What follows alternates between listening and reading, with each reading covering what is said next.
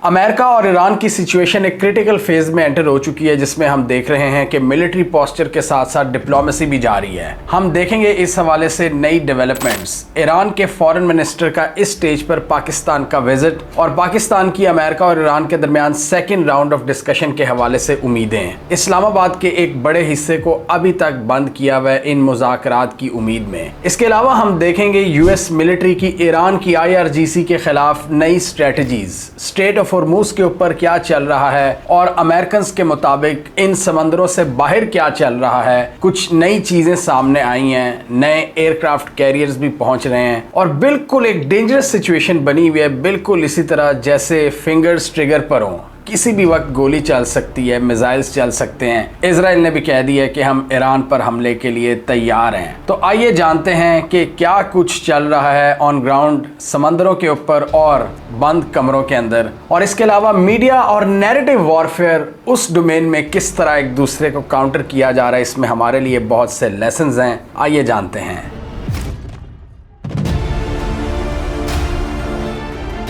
मुज़ाकरात के हवाले से एक बार फिर उम्मीद पैदा हो गई है और ईरान के फॉरेन मिनिस्टर की पाकिस्तान के टॉप ऑफिशियल से बातचीत हुई है। पाकिस्तान के साथ साथ वो ओमान और रूस का भी विजिट करने जा रहे हैं। इसके साथ ही हम पैरेलल में अमेरिकन को देखें तो वहाँ जो पीटर हेग्सेथ हैं, जो उनके डिफेंस सेक्रेटरी हैं, उन्होंने भी ईरान को कह दिया है कि हम जो डील ऑफर कर रहे हैं तुम्हें, उसको मान लो। अगर तुम नहीं मानोगे तुम्हारे लिए कॉन्सिक्वेंसेज होंगे। बॉल अब तुम्हारी कोर्ट में है कि तुम हमारी ऑफर को एक्सेप्ट करते हो कि नहीं। डोनाल्ड ट्रंप भी एक तरफ ईरान को धमकियां लगा रहे हैं और अमेरिका और उनके दोस्तों की जानिब से ईरान के खिलाफ एक ये नया नैरेटिव सामने आ रहा है कि ईरान की क़यादत इस वक्त डिवाइडेड है। IRGC हार्डलाइनर्स का ग्रुप है और जो हुकूमती लोग हैं वो मॉडरेट हैं। और इसमें हम देख रहे हैं कि कुछ पाकिस्तानी भी हैं जो इस नैरेटिव को एम्पलीफाई कर रहे हैं। मुझे नहीं पता वो किसके एजेंडे पर हैं, लेकिन इनमें से अक्सर वही लोग हैं जिनका ट्रैक रिकॉर्ड ये है कि वो हमेशा जुल्म करने वाले के साथ खड़े होते हैं और जिस पर जुल्म हो रहा होता है उस वक्त उसके लिए आवाज नहीं उठाते।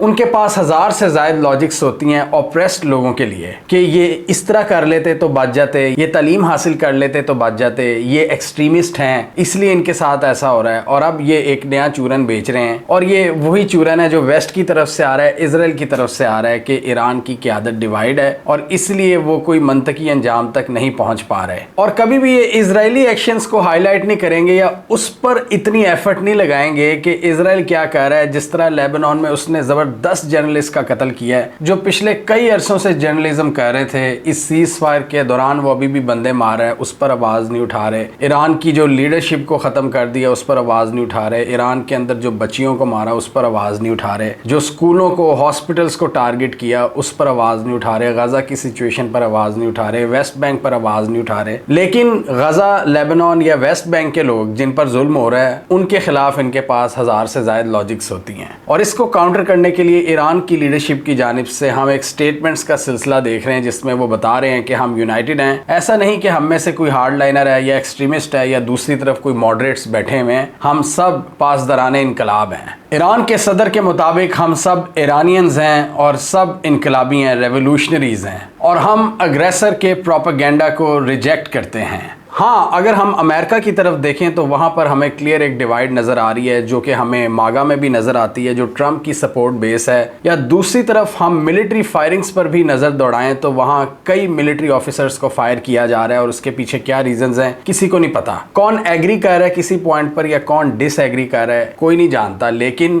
इस मौके पर फायरिंग्स हो रही हैं। थोड़े दिन पहले भी हमने देखा था और अब ट्रंप ने नेवी के सेक्रेटरी को फायर कर दिया है इस मौके पर। और यहाँ पर एक और इंटरेस्टिंग न्यूज़ हम देख रहे हैं कि यूएस का तीसरा एयरक्राफ्ट कैरियर मिडल ईस्ट के पानियों में पहुंच रहा है। इससे पहले हमने देखा था जेरार्ड फोर्ट के अंदर बहुत से मसाइल पैदा हो रहे थे और ये भी रिपोर्ट्स आ रही थी कि वो ट्रूप्स घर जाना चाहते हैं, कभी उसमें आग लग जाती थी, कभी गटर फंस जाते थे। तो एक्सपर्ट्स के मुताबिक उस एयरक्राफ्ट की प्रॉब्लम्स को देखते हुए अब अमेरिका ने तीसरा एयरक्राफ्ट कैरियर भेजने का ऐलान किया है। और इसी तरह हम पेंटागन पर नजर डालें तो उनके जो टॉप ऑफिशियल्स हैं उन्होंने भी एक बार फिर फ्रेश प्रेस कॉन्फ्रेंस की है और उसमें भी यही कहा है कि हम पूरी तरह तरह से तैयार हैं, हम अपने आप को रीआर्म कर रहे हैं, रीबिल्ड कर रहे हैं, सप्लाई लाइंस बहाल कर रहे हैं, रीटूलिंग की जा रही है और हम रेडी हैं ईरान से लड़ने के लिए किसी भी वक्त। और उन्होंने मजीद एक्सप्लेन किया यूएस मिलिट्री की स्ट्रेटजी ईरान के नेवल ब्लॉकेट के हवाले से। उन्होंने कहा कि अब हम अपनी हदूद बढ़ा रहे हैं, अब हम डीप इनसाइड ओशियंस जा रहे हैं ईरान की कश्तियों को पकड़ने के लिए, चाहे वो इंडियन ओशियन हो या फिर ईस्टर्न इंडियन ओशियन और पैसिफिक वाली साइड पर जहां ईरान की सप्लाईज जाती हैं इन एशियाई ममालिक को। रिपोर्ट्स के मुताबिक इस नेवल ब्लॉकेट से पहले बहुत सी कश्तियां ईरान की निकल चुकी थीं तेल की सप्लाईज के लिए। यूएस के मुताबिक अब हमारी उन पर भी नजर है और उनको भी टारगेट किया जा रहा है। इनके मुताबिक समंदरों के अंदर मजीद एक दो और वेसल्स को इन्होंने टारगेट किया और नई स्ट्रेटजी हमें ये नजर आ रही है कि यूएस कंप्लीटली उस पर चढ़ाई कर देता है, उसको कब्जे में ले लिया जाता है और अपने पास रख लिया जाता है। और इस हवाले से डोनाल्ड ट्रंप ने चाइना को टॉन्ट किया है कि हमने एक ऐसी कश्ती भी पकड़ी है जो ईरान के लिए गिफ्ट लेकर जा रही थी चाइना की जानिब से। चाइना ने इसको रिजेक्ट किया है। ये गिफ्ट का मतलब क्या है? Military equipment. मतलब यूएस ने ये बात लगाई है कि मिलिट्री सप्लाईज की जा रही थी और हमने उसको पकड़ लिया। चाइना ने कहा ऐसी कोई बात नहीं है, कोई गिफ्ट वुफ्ट नहीं था, हमारी ट्रेड है आपस में, दो मुल्क आपस में ट्रेड कर सकते हैं और इनके दरमियान किसी किस्म का ब्लॉकेट लगाना ये इलीगल है। तो ये यूएस खुलकर बदमाशी कर रहा है। ये इस वीडियो में हमने एक्सप्लेन किया था कि जो चाइना का नाइटमेयर था वो किसी हद तक अब पूरा हो रहा है कि इनकी जो सप्लाई लाइन्स है उनको चोक किया जा रहा है। और डोनाल्ड ट्रंप पहले ही चाइना को कह चुके हैं कि आप वेपन सप्लाई करना बंद कर दो ईरान को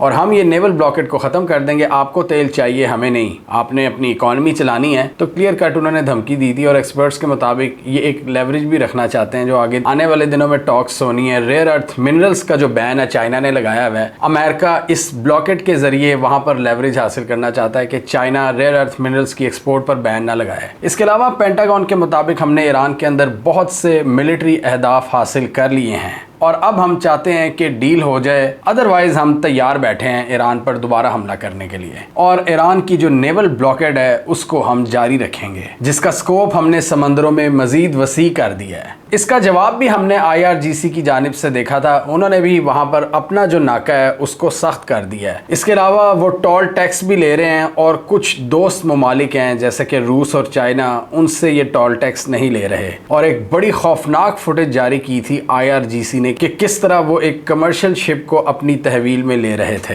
ईरान के पास इस पूरे रीजन में स्मॉल बोट्स हैं, छोटी कश्तियां, जिनके जरिए वो अपनी जो हेजीमनी है इस रीजन में कायम रखता है। और अमेरिकन अब यहां तक सोच रहे हैं कि इस रीजन पर एक खतरनाक बमबारी की जाए, ये स्ट्रेट ऑफ हॉर्मुज के आसपास इनकी जो इंफ्रास्ट्रक्चर है समंदर में या पोर्ट के करीब, उसको टारगेट किया जाए। लेकिन ऐसा करना बहुत मुश्किल है। अगर ऐसा करना होता अमेरिका ने तो बहुत पहले कर चुका होता, लेकिन यहाँ पर सीरियस चैलेंजेस हैं, इसीलिए अमेरिका यहाँ नहीं आ रहा। और इनको माइंस का भी डर है, जो नेवल माइंस ईरान ने कुछ बिछाई हुई हैं, इनको ये भी डर है कि इनको क्लियर किए बगैर हम ईरान पर हमला नहीं कर सकते, मतलब डायरेक्ट फेस टू फेस लड़ाई नहीं लड़ सकते इस रीजन में। और इसलिए स्टेट ऑफ हॉर्मुज के ऊपर ईरान और IRGC पूरी तरह से एक्टिव हैं और उसके सबूत वो वीडियोस की शक्ल में हमें दे रहे हैं। और उसके आगे सी ऑफ ओमान के ऊपर अमेरिका ने नाका लगाया हुआ है और यहाँ पर मजीद ट्रूप्स और तीसरा एयरक्राफ्ट कैरियर भेजकर अमेरिका ईरान को एक पैगाम देना चाहता है, डराना चाहता है। और अमेरिकन के मुताबिक हम अपने तीसरे एयरक्राफ्ट कैरियर की पोजीशन अभी डिस्क्लोज नहीं कर रहे सिक्योरिटी रीजंस की वजह से। यूएस जेरार्ड फोर्ट के चैलेंजेस का तो हमने जिक्र किया, जो उनका कैरियर स्ट्राइक ग्रुप है। इसके अलावा जो अब्राहम लिंकन है वो भी इस वक्त सी ऑफ ओमान से भी आगे अरेबियन सी के साउथ में मौजूद है। यहाँ पर इंटरेस्टिंग चीज ये है कि ईरान ने अभी तक स्ट्रेट ऑफ हॉर्मुज का अग्रेसिव कंट्रोल नहीं छोड़ा। यूएस के ब्लॉकेट के बावजूद वो अभी भी कश्तियों को अपनी मर्जी से पकड़ रहे हैं और यूएस चाहता है कि IRGC की इन कैपेबिलिटीज को वो खत्म कर दे। लेकिन उनको काउंटर अटैक्स का भी डर है। उनको पता है कि ईरान के पास अभी भी बहुत सी कैपेबिलिटीज हैं, उनकी drone launching capabilities, missile launching capabilities, जो CNN और दूसरे जरीदों के मुताबिक अभी तक इंटैक्ट है, मतलब मिसाइल वगैरह उनके वैसे ही पड़े हुए हैं। और इसके अलावा ईरान की IRGC का एक डिफेंसिव डॉक्ट्रिन है, मोज़ैक डिफेंस डॉक्ट्रिन, जिसके जरिए लोकल कमांडर्स खुद फैसला करते हैं कि ऑन ग्राउंड सिचुएशन के हवाले से क्या करना है, उस हिसाब से क्या स्ट्रेटजी बनानी है। चाहे उनकी पूरी लीडरशिप खत्म भी हो जाए, लेकिन ऑन ग्राउंड जो निचला सिपाही है उसको पता है कि मैंने क्या करना है। वो रेडियो सिग्नल्स के जरिए पैगाम देता है और स्मॉल बोट्स एक्टिव हो जाती हैं। ये स्मॉल बोट्स और पोटेंशियल माइंस इस वक्त अमेरिका की राह में एक बहुत बड़ी रुकावट हैं। और फिर ड्रोन्स जो यूएस को अभी तक पर्शियन गल्फ में एंटर नहीं होने दे रहे हैं। और ईरान ने साबित किया इतने शदीद हमलों के बावजूद कि हमारा कंट्रोल अभी भी यहाँ पर मजबूत है।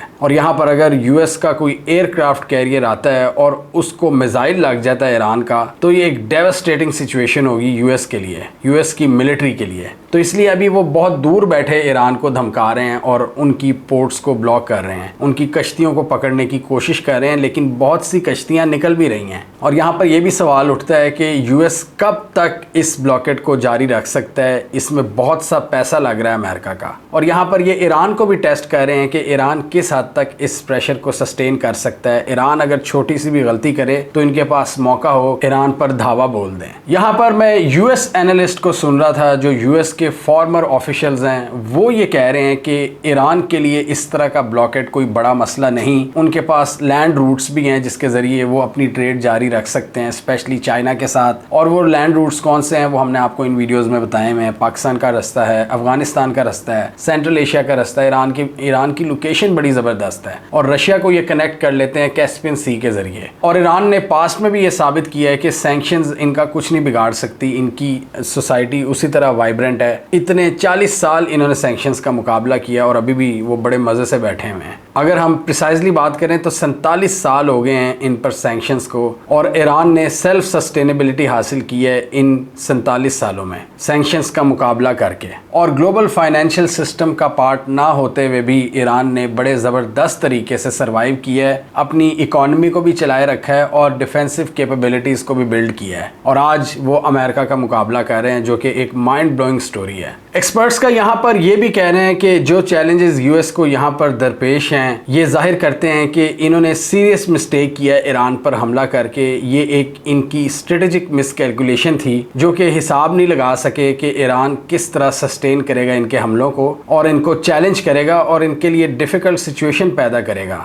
आप देखें जिस तरह अमेरिका में महंगाई बहुत ज़्यादा बढ़ चुकी है, गैस की प्राइसेस बढ़ चुकी हैं, वो इसी क्राइसिस की वजह से हैं। और यहाँ पर एक डुअल क्राइसिस यूएस को नज़र आ रहा है। ये सिर्फ एक मिलिट्री क्राइसिस नहीं है जिसमें इनको मिलिटरीली तो नुकसान हुआ है, बल्कि पॉलिटिकल नुकसानात भी बहुत ज़्यादा हैं। और यहाँ पर ट्रंप ने अपनी पॉलिटिक्स को भी देखना है कि जितनी महंगाई बढ़ती जाएगी इतना ही ज़्यादा ट्रंप पर प्रेशर भी बढ़ेगा। एक फॉर्मर यूएस एम्बेसडर के मुताबिक यहाँ पर जो ये ब्लॉकेट लगा रहे हैं ईरान के खिलाफ, ईरान को इससे कोई ज़्यादा फ़र्क नहीं पड़ेगा, क्योंकि ईरान को इसकी आदत है। ईरान को सैंक्शंस बर्दाश्त करने की आदत है और ईरान के अंदर एक रेवोल्यूशनरी फर्वर है, यानी एक जोश है। इस हवाले से वो इस इकोनॉमिक पेन को लॉन्ग टर्म में सस्टेन कर सकते हैं, जबकि यूएस नहीं कर सकता। यूएस ये बर्दाश्त नहीं कर सकता कि इतने लंबे अरसे वहां पर महंगाई हो और गैस की प्राइसेस ऊपर रहें। उन्होंने बात की ईरान की रेजिस्टेंस और ईरान की रेजिलियंस की, और जो ये बात आप कर रहे हैं, हम आपको पिछले कई महीनों से ही बता रहे थे कि ईरान का कैरेक्टर बड़ा डिफरेंट है।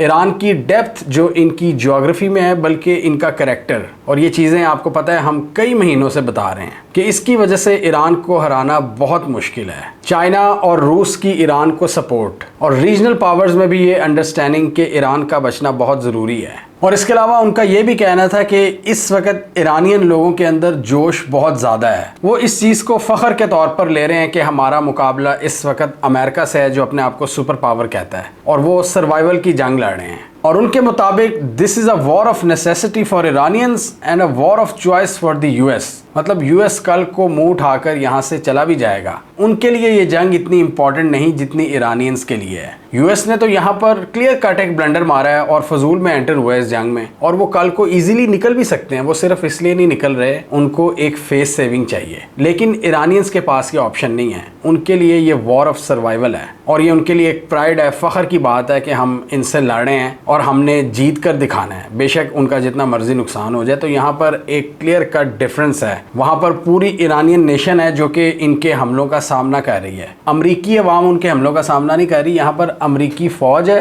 वर्सेस ईरानियन सोसाइटी पूरी। तो इसलिए एक फ़र्क है यहाँ पर। और यहाँ पर डोनाल्ड ट्रंप को भी पता है कि एस्केलेशन इस वक्त अमेरिका के लिए इतनी फेवरेबल नहीं, इसलिए उन्होंने एस्केलेशन को अभी लो रखकर नेवल ब्लॉकेट पर तवज्जो दी हुई है। और ये कब तक इसको सस्टेन कर सकते हैं और कब तक इसके रिजल्ट्स इनको मिल सकते हैं, इसके चांसेस बहुत कम हैं। और इसकी रीज़न ये है कि जितना लंबा ये ईरान की ब्लॉकेट को खींचेंगे, पूरी दुनिया की इकॉनमी पर प्रेशर तब तक बरकरार रहेगा और अमेरिका की मार्केट्स भी वोलेटाइल रहेंगी और जो पॉलिटिकल सिचुएशन है अमेरिका में वो भी ख़राब होगी। और इसलिए ये इनके अपने फ़ायदे में नहीं है कि ये इतना लंबा इस ब्लॉकेट को जारी रख सकें और पूरी दुनिया और अमेरिका पर एक इकनॉमिक पेन मुसल्लत करते रहें। वो इकनॉमिक पेन जिसको ईरान तो ऑलरेडी कई सालों से सह रहा है, लेकिन दुनिया को उसकी आदत नहीं है। और यहाँ पर एक और अमेरिकन रिसर्चर ने अपनी इनसाइट सामने रखी है। अल जज़ीरा को इंटरव्यू देते हुए उन्होंने कहा कि यहाँ पर ईरान की जो सप्लाईज हैं वो पूरी दुनिया में फैली हुई हैं पिछले कई महीनों से और उनके रेवेन्यूज़ अभी ईरान को पहुँचने हैं और उन रेवेन्यूज़ का इस्तेमाल ईरान अगस्त तक कर सकता है। और क्या यूएस अगस्त तक नेवल ब्लॉकेट लगाकर रखेगा? यानी अगस्त तक भी अगर लगता है नेवल ब्लॉकेट तो ईरान इजीली सर्वाइव कर सकता है। लेकिन सवाल ये है कि अमेरिका अगस्त के बाद तक इसको जारी रख सकता है कि नहीं, जो कि डेफिनेटली अमेरिका के अपने लिए एक तबाही की सिचुएशन होगी, मिलिटरीली, पॉलिटिकली और इकोनॉमिकली। हर जगह से उनको नुकसान होगा अगर इतना लंबा खींचते हैं ये इस ब्लॉकेट को। और अगर किसी एस्केलेशन के ज़रिए ये इस ब्लॉकेट को कम करना चाहते हैं या उसका टाइम कम करना चाहते हैं, वो एस्केलेशन भी इतनी सिंपल नहीं है। जैसे हमने पहले डिस्कस किया है कि स्ट्रेट ऑफ हॉर्मुज़ पर जिस तरह ईरान का कंट्रोल है, वहाँ पर जो मिलिट्री डायनामिक्स हैं, यूएस अभी तक उसको कन्फ्रंट करने की पोजीशन में नहीं है। एक बहुत बड़ी जंग को दावत देगा और क्या उस बड़ी जंग को अमेरिका इस वक्त शुरू कर सकता है? ये एक बहुत डिफ़िकल्ट सिचुएशन होगी। और जहां यूएस के इदारे ये बता रहे हैं कि ईरान की जो मिसाइल स्टॉक पाइल्स हैं वो वहीं पर मौजूद हैं, अमेरिका के हवाले से ये रिपोर्ट्स आ रही हैं कि उनकी जो मिसाइल स्टॉक पाइल्स हैं उनमें तेज़ी से कमी देखी गई है। और ये हम आपको पहले ही बता चुके हैं, हमने भी डिफरेंट रिपोर्ट्स का जायज़ा लिया था कि यहाँ पर टॉम हॉक क्रूज मिसाइल्स को ये बड़े पैमाने पर दाग चुके हैं। और टोटल अगर हम बात करें तो 1100 के करीब इनके लॉन्चर्स हैं जिनको ये वेस्ट कर चुके हैं। 1100 long range stealth cruise missiles, जिसमें 1000 टॉम हॉक क्रूज मिसाइल्स हैं, पैट्रियट इंटरसेप्टर मिसाइल्स हैं और प्रिसीजन स्ट्राइक मिसाइल्स हैं। और डेफिनेटली इनकी रिप्रोडक्शन के लिए इनको किस चीज़ की ज़रूरत होगी? चाइना के रेयर अर्थ मिनरल की। और चाइना के रेयर अर्थ मिनरल भी तब मिलेंगे जब ये चाइना के साथ सही सलूक करेंगे, नहीं तो चाइना ने अपना जो एक्सपोर्ट बैन है रेयर अर्थ मिनरल का उसको भी जारी रखना है। और यहाँ पर हमने ये भी रिपोर्ट्स देखी थी कि यूएस मिलिट्री यूरोप और ईस्ट एशिया से ये मिलिट्री इक्विपमेंट इंपोर्ट कर रही है, जो इनको दिया हुआ था अपने पार्टनर्स को, इस रीजन में ला रहे हैं। ये साउथ कोरिया, जापान और यूरोप के जो एलाइज हैं नेटो के, और कईयों ने तो इनको देने से भी इनकार कर दिया। और इससे अमेरिका एक और स्ट्रेटेजिक चैलेंज फेस कर रहा है। वहाँ पर इनके डिफेंसेस एक्सपोज हो रहे हैं रूस के मुकाबले में और इधर चाइना के मुकाबले में। जो लॉन्चर्स पोटेंशली चाइना के खिलाफ इस्तेमाल होने थे वो मिडल ईस्ट में आ रहे हैं। और इससे भी चाइना को एक बहुत बड़ा एडवांटेज मिलेगा कि यूएस की जो मिलिट्री कैपेबिलिटी है, जो डिफेंसिव कैपेबिलिटी है, यूएस खुद उसको कम कर रहा है। अपने मिसाइल इतनी तेज़ी से कंज्यूम कर चुका है और उनके सामने उनके रीजन में जो मिसाइल रखे हुए थे उनको भी शिफ्ट कर रहा है मिडल ईस्ट में। और यहाँ सवाल उठ रहे हैं कि क्या यूएस की डिफेंस इंडस्ट्री इस प्रोडक्शन पेस को कीप अप कर सकेगी कि नहीं। और तज्ज़िये हमें यही बता रहे हैं कि इनको वापस पुराने लेवल्स में लाने के लिए कई साल दरकार होंगे, जिस लेवल के मिसाइल्स और फायर पावर अमेरिका यहाँ पर ज़ाया कर चुका है। तो यहाँ क्लियरली हमें अमेरिका के लिए मसाइल नज़र आ रहे हैं, मिलिटरीली, पॉलिटिकली और इकोनॉमिकली। इन चैलेंजेस को देखते हुए आपका क्या ख्याल है? क्या अमेरिका ईरान के साथ डील कर लेगा या ईरान अमेरिका के साथ डील कर लेगा? क्योंकि नुकसान तो ईरान का भी हुआ है, लेकिन उनकी अगर टोन देखें ईरानियंस की, वो बहुत अग्रेसिव है। तो आपके ख्याल में आप एक लॉन्ग टर्म डील देख रहे हैं या फिर जंग की कुछ एपिसोड्स होने के बाद ही कोई लॉन्ग टर्म डील होगी? आप क्या समझते हैं? कमेंट कीजिए। इसके अलावा हमारा यूट्यूब चैनल सब्सक्राइब करना, साथ ही वो बेल आइकॉन भी दबा लें ताकि वो स्टोरीज दुनिया भर से पाकिस्तान से जिनकी मेन स्ट्रीम मीडिया पर प्रॉपर कवरेज नहीं होती, हमारे प्लेटफॉर्म के थ्रू आप तक टाइम पर पहुंच जाएं।